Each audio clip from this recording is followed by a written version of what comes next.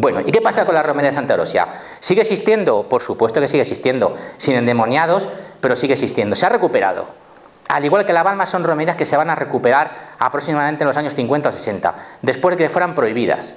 Fueran prohibidas por los hechos que allí ocurrían y por la fuerte presencia religiosa de la época posterior a la guerra civil.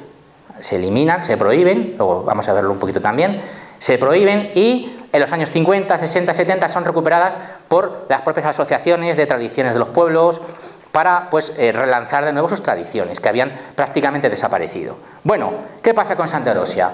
Se divide entre Jaca y Yebra, que veneran ambas reliquias. El 25 de junio, fecha que nos lo dice todo, ya en principio, desde tiempos, en este caso, inmemoriales, es decir, desde la propia martirio. Aproximadamente se sabe que ya en el siglo XI había existencia de algunos ritos, de alguna de estas procesiones, ¿de acuerdo? Es decir, en la procesión de Jaca se celebraba hasta 1947 la procesión de los espirituados o espirituadas. Es decir, ¿se hacía dentro de la ciudad? Sí, con fuerte presencia, en este caso, de la iglesia. Cosa que no pasaba en la de Yebra. Digamos que es un poquito llevar a tu terreno ese tipo de procesiones. Es aceptada por la Iglesia Católica, participa, como hemos dicho, e incluso el obispo de Jaca participaba en esas procesiones y había una especie de exorcismo colectivo, como veremos ahora en algunas imágenes, en una de las plazas. Se llegaba a un templete y se mostraba a los fieles las reliquias de Santa Eurosia. Todos los que pasaban por allí, en teoría, quedaban curados al pasar cerca de la reliquia, o rozándola o con algún tipo de elemento que lo hubiera tocado. Ahora veremos también algunas imágenes. Bueno, aquí tenemos una fotografía antiquísima, 1896. Esto, si a quien le interesa, está cogido del Archivo Histórico de Aragón, está totalmente accesible, donde nos muestra las procesiones con el templete donde va la cabeza de Santa Eurosia. Es decir, viene de mucho antes, pero ya sabemos que en 1896 tenemos imágenes, las primeras imágenes gráficas por las calles de Jaca, como vemos aquí. ¿Y qué pasa con las veneraciones? Santa Eurosia, ahora vamos a ver que tiene incluso una pequeña mínima relación con Madrid también. Bueno, pues es una previdencia, por supuesto, de un rito pagano, como hemos visto anteriormente. Hemos visto un posible altar pagano, yo no me gusta llamarle pagano, le llamo mejor dicho precristiano. Hay una pervivencia de ritos, es decir, ¿por qué? Yebra, Évora, Eburones, de un pueblo de que habitaba, en este caso, las zonas del Alto Pirineo. Aproximadamente se sabe que el santuario actual, que hemos visto en la foto, se construye en 1665. Es decir, y ese mito de Santa Eurosia tiene cierta similitud, como van a ver, con los mitos osiriacos, en este caso, de Osiris, ¿no? Ambas leyendas, pues una misma estructura. Ya saben, se despedazan todos los dos cuerpos. Un sujeto, en este caso en Santa Eurosia, un ángel, reúne las partes y se conserva, por supuesto, una cabeza que en teoría genera fertilidad. Y diréis vosotros, ¿qué tiene que ver esto con los endemoniados? ¿Cuándo sacaban la cabeza de Santa Eurosia? Cuando había malas cosechas también. Malas cosechas porque en teoría generaba fertilidad, lluvia, buenos terrenos, buenas cosechas. Bueno, vamos a viendo aquí un poquito las similitudes. Había una serie de rogativas de la protección del ganado y del campo. Es decir, todas relacionadas un poquito con Santa Eurosia. Se protegía contra las sequías y las riadas, pero el más conocido, por supuesto, pues es el milagro de las, por supuesto, curaciones de endemoniados. Es decir, ese culto, hay una época muy buena, una época aproximadamente siglo XVIII, siglo XIX, donde este culto trasciende fronteras.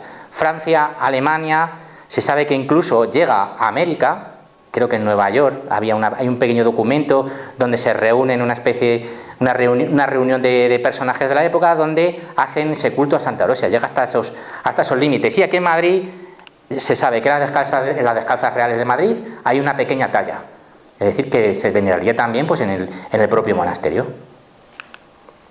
Bueno, ¿por qué ponemos esto? Porque vamos a ver un poquito toda la parte de los ritos, es decir, el santuario y la fuente sagrada. Esta cara, no sé qué ha pasado, que en la parte de la palma no lo he conseguido poner, pero esta cara la encontramos en la balma también. Curiosamente, en la parte baja al entrar. ¿Qué significa balma? Cara, baumé, cara. Encontramos, nos llamó muchísimo la atención, una cara muy parecida, que no es fuente, pero prácticamente similar. En este caso, es una de las múltiples caras que coronan, en este caso, pues la fuente sagrada. El rito se sigue perviviendo. Estas son imágenes ya actuales. Es decir, el rito de Santa Eurosia, La procesión sigue celebrándose, pero con unas connotaciones totalmente distintas, más bien festivas. Aquí tenemos un poquito, una típica danza de paloteo que pervive todavía de la época de los ritos de los endemoniados. ¿Y qué nos encontramos? Bueno, pues vamos a hablar de los espirituados. Es decir, ¿qué pasa con los espirituados de Santa Orosia? Bueno, pues Santa Orosia es conocida por actuar con el demonio, esa va a ser su principal función, como es conocida. Y los espirituados, ¿quiénes eran? Pues esas personas con epilepsia, enfermedades mentales graves que hoy llamaríamos pues de todo tipo. ¿De acuerdo? No soy médico, pero se lo pueden imaginar. Había, como os he dicho anteriormente, epidemias de posesiones. Es curioso. ¿Cómo que epidemias de posesiones? Hemos hablado de valles angostos, mal comunicados, con pequeñas poblaciones, que vivían del ganado y del escaso campo que tenían. Cuando había esos problemas que hemos dicho anteriormente, pues de falta de cosechas, de ganado o incluso de quintas de guerra, donde quedaban muy poquitos hombres, estaban estas posesiones. La más conocida era la del Valle del Tena, en 1637. Hay una pequeña historia real, esto es real, de un señor que se llamaba Pedro de Arruebo, que es acusado de brujería y de incitación al adulterio y la blasfemia en el Valle de Tena. Era supuestamente un antiguo sacerdote que se dedicaba a esparcir esos demonios por la zona. Es decir, no tenían nada que ver, es incluso cogido por la Inquisición y se le destierra de la zona. Es un personaje muy interesante. Bueno, aquí tenemos fotografías de espirituadas en este caso, la procesión de Jaca. Es decir, gente que sufría esas alucinaciones, esos desmayos que eran llevadas por los familiares. Estamos hablando de fotografías de aproximadamente 1910-1920. ¿Qué pasaba en Santa Orosia en este caso, los espirituados? Bueno, las posesiones, sobre todo, auge en los siglos XV y XVI. Época de oro de aquella época, porque luego también vamos a ver un poquito, sobre todo en La Palma, las connotaciones económicas. Es decir, aquí había detrás, como siempre, la connotación económica está presente en todos los ámbitos de la vida, incluso aquí. Había procesos muy curiosos de posesión en animales. En el Valle del Tena está documentado que la gente decía que había perros, animales, vacas que se pasaban gritando, aullando todo el día. Es decir, ¿había fenómenos de posesiones en animales? Supuestamente sí, curioso, ¿verdad? Eso no lo esperábamos nadie. Hay exorcismos colectivos. El principal, el que os he comentado en Jaca, el que había habitualmente al lado del templete, oficiado por el mismo obispo, y los de la ermita de Santa Orosia, que eran un poquito más distintos, como vamos a ver. Es decir, los ritos de exorcismo que había eran con una gran influencia pagana. ¿Cuál era la manifestación? Pues muy normal. Bailes, contorsiones, convulsiones para llamar atención de la curación del endemoniado. Y el poder curativo de Santa Orosia es muy popular hasta su supresión en 1947. ¿Por qué se suprime? Bueno, pues nos podemos hacer una idea. Seguían siendo movimientos de masas que empiezan poco a poco con el tiempo, al igual que va a pasar con la alma, a degenerar porque ya no hay presencia eclesiástica. Cuando desaparece la presencia eclesiástica es cuando se decide suprimir.